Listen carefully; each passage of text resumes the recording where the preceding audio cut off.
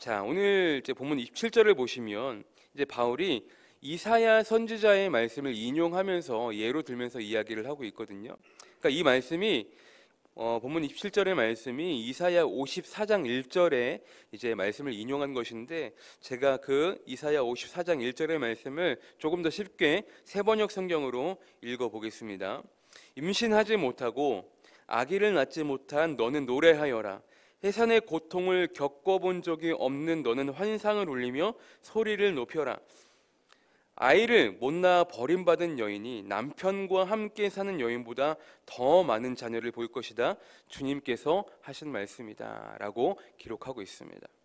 바울은 이러한 이사야 선지자의 말씀을 인용하면서 지금 아브라함의 가정을 예로 들고 있잖아요. 그래서 이 상황에 적용하면서 이야기하고 있는 것입니다. 더 정확히는 이 말씀을 통해 사라의 이야기를 지금 하고 있는 거예요. 이사야 54장 1절의 말씀을 통해서 하나님은 분명히 말씀하셨다. 아이를 낳지 못하는 여자가 남편을 둔 여자의 자녀보다 훨씬 많은 자녀를 주실 것이다 라고 지금 언급하고 있는 것입니다. 지금 이러한 상황이 딱 아브라함과 사라의 상황이잖아요. 아이를 갖지 못하는 어려움과 슬픔 가운데 하나님이 분명히 아브라함과 사라에게 수많은 자녀를 줄 것이라고 약속하셨지만 어떻습니까? 그 약속을 기다리지 못하고 결국 여종인 하갈을 통해서 이스마엘을 먼저 출생하잖아요. 그런 아픔을 가지고 있던 아브라함과 사라가 어떻습니까? 그럼에도 결국 하나님께서 약속하신 수많은 별들처럼 너희에게 자녀를 줄 거야. 결국 하나님은 그 약속들을 아브라함과 사라를 통해 이루셨잖아요. 그러면서 28절을 보시면 어떻습니까? 형제들아 너희는 이삭과 같이 약속의 자녀라. 그러니까 우리는 하나님께서 아브라함과 사라를 통해 언약하신 대로 이삭을 낳은 것 같이 우리도 이삭과 같은 약속의 자녀임은 바울은 지금 갈라디아 성도들을 통해서 편지로 이야기를 하고 있는 것입니다. 자, 그러면서 29절을 보세요. 그러나 그때 육체를 따라난 자가 성령을 따라난 자를 박해한 것 같이 이제도 그러하도다. 지금 무슨 이야기를 하고 있는 것입니까? 육체를 따라난 자, 누구를 의미하죠? 이스마엘을 의미하죠. 그 이스마엘이 성령을 따라난 자 이삭을 괴롭히고 박해한 사건을 지금 이야기를 하고 있는 것입니다. 창세기 16장 4절에도 보시면 여종인 하갈이, 사라의 여종인 하갈이 어떻습니까? 아브라함과 동침하면서 임신한 사실을 알고 엄청나게 멸시하고 박해하잖아요. 그렇죠? 육체를 따라난 자인 이스마엘, 그리고 그의 어머니인 하갈이 이삭과 사라를 멸시하고 박해하고 괴롭힌 사건을 이야기하면서 29절 끝에 뭐라고 이야기합니까? 이제도 그러하도다. 예루살렘 출신인 거짓 선지자들이, 유대주의자들, 율법주의자들이 얼마나 많은 그리스도인들을 박해하고 얼마나 멸시하고 핍박했습니까? 바울에서 변화되기 전 사울도 마찬가지였잖아요. 엄청나게 많이 그리스도인들을 핍박했잖아요. 지금도 마찬가지라고 이야기하고 있는 거예요. 거짓 선지자들이 너희를 현혹하고 미혹하고 분열하게 만들고, 앞으로도 그 사람들이 이전에 하갈과 이스마엘처럼 성령을 따라난 자들을 괴롭히는 일이 반복되어질 것이 분명하다라는 거예요. 여러분, 우리가 이 세상 가운데 그리스도인으로 살아가면서 모든 일이 잘 되고 모든 일이 우리의 계획대로 진행되고 만사형통하십니까? 아니잖아요. 오히려 하나님의 자녀로 이 세상 가운데 살아가는 것이 힘들 때가 더욱더 많잖아요. 요한복음에서 예수님이 제자들에게 그러시잖아요. 세상이 너희를 미워하는 것이 아니라 나를 미워하는 것이다. 세상이 너희를 미워하면 너희보다 먼저 나를 미워한 줄을 너희가 알아야 한다. 너희가 세상에 속하였으면 세상이 자기의 것을 사랑할 것이나 너희는 세상에 속한 자가 아니다. 도리어 내가 너희를 세상 가운데 택하였기 때문에 세상이 너희를 미워하는 것뿐이다 라고 말씀하시잖아요. 예수님이 우리를 택하셔서 세상이 우리를 미워할 수밖에 없다라는 것이죠. 그래서 요한일서 3장 13절에 보시면 형제들아 세상이 너희를 미워하여도 이상히 여기지 말지어다 이렇게 이야기하죠. 여러분, 세상이 우리를 미워해도 우리는 두려워할 이유가 전혀 없다라는 거죠. 왜죠? 예수님께서 말씀하셨죠. 세상에서는 너희가 환난을 당하나 담대하라. 내가 세상을 이기었노라. 이미 세상을 이기신 주님 앞에 우리가 두려워할 이유는 전혀 없다라는 거예요. 그러면서 요한일서 5장에 보시면 세상을 이기는 믿음에 대해서 이렇게 기록하고 있죠.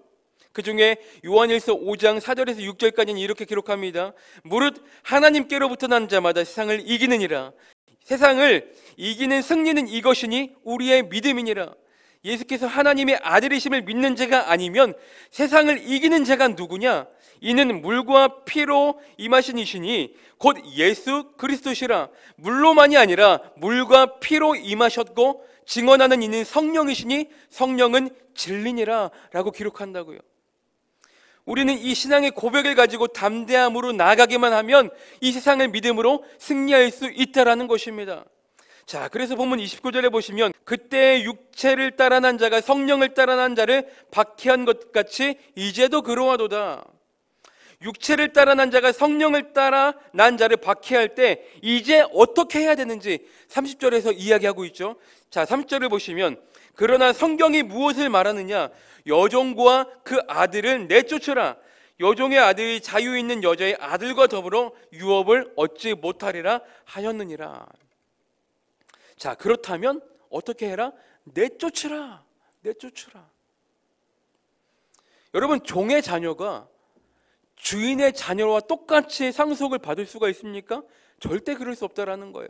어떻게 종의 자녀가 주인의 자녀만큼 똑같은 상황, 똑같은 권리, 똑같은 상속, 똑같은 유업을 어떻게 누릴 수가 있냐고요. 그럴 수 없다라는 거예요. 실제로 이스마엘이 이삭을 얼마나 많이 괴롭히고 못 살게 굴었습니까? 그럴 때 어떻게 합니까? 아브라함이 하갈과 이스마엘을 쫓아내잖아요. 우리의 신앙 가운데 이 말씀을 적용해보면 그런 거예요. 내 신앙에 여전히 도움이 안 되고 방해가 되는 것이라면 우리는 그것들을 철저하게 끊어내고 그것들을 멀리할 수 있어야 된다는 거예요. 그것들이 어느새 나의 마음 가운데 스며들어서 그것들이 주인 행세를 한다라고 생각해 보십시오. 그런데 그것들이 주인 행세를 하는 것이지 그것들이 주인이 아니잖아요. 그것들이 절대로 나를 대신해서 유업을 받을 수 있겠습니까? 절대로 그럴 수가 없다라는 거예요.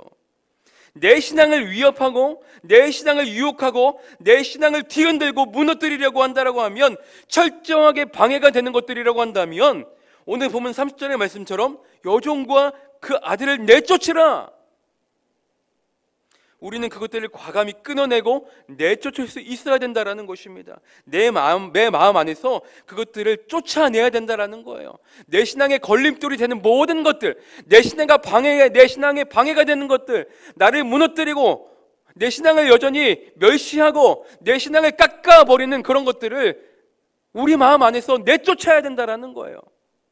아브라함이 이스마엘과 하갈을 내쫓았던 것처럼 말이죠. 그러면서 바울은 31절에서 다시 한번 확실하게 이제 못 박아 이야기를 합니다. 31절 보세요. 그런즉 형제들아 우리는 여종의 자녀가 아니요 자유 있는 여자의 자녀니라. 사랑하는 성도 여러분, 기억하십시오. 우리는 하나님께서 언약하신 약속과 은혜의 자녀들임을 기억하시기를 바랍니다. 우리가 그 진정한 하나님의 자녀들로 살아갈 때 우리가 주님께 드리는 기도는 더 이상 의무가 아니라 하나님의 자녀로서의 특권으로 변할 것입니다. 기억하십시오. 기도는 의무가 아니라 하나님의 자녀로서의 특권임을 기억하시기를 바랍니다. 우리가 드리는 예배 더 이상 의무가 아니라 감사함과 은혜의 자리로 변할 것입니다. 바라기는 우리의 모든 삶의 슬픔이 변하여 기쁨의 춤으로 바꾸시는 그 능력의 하나님을 우리가 날마다 목도하며 바라보며 그 주님과 승리할 수 있는 귀하고 복된 삶을 살아가시기를 주님의 이름으로 축복합니다. 이미 세상을 이기신 주님 앞에 우리는 믿음으로 이 세상을 승리할 수 있음을 기억하시기를 바랍니다. 우리가 그런 주님을 붙잡고 날마다 살아갈 때 주님께서 우리 가운데 승리할 수 있는 힘과 용기와 능력과 담대함 허락해 주셔서 우리는 그 담대함 가지고 우리가 승리할 수 있는 그러한 삶을 주님께서 우리 가운데 허락하여 주실 것이라는 것입니다. 우리의 모든 슬픔이 변하여 기쁨으로 바꾸시는 그 주님을 우리가 날마다 경험할 수 있는, 오늘 하루도 그 은혜의 현장 가운데 살아가며 그 은혜들을 주위 사람들에게, 주님을 모르는 사람들에게 흘려보낼 수 있는 귀하고 복된 하루의 삶이 되시기를 주님의 이름으로 축복합니다.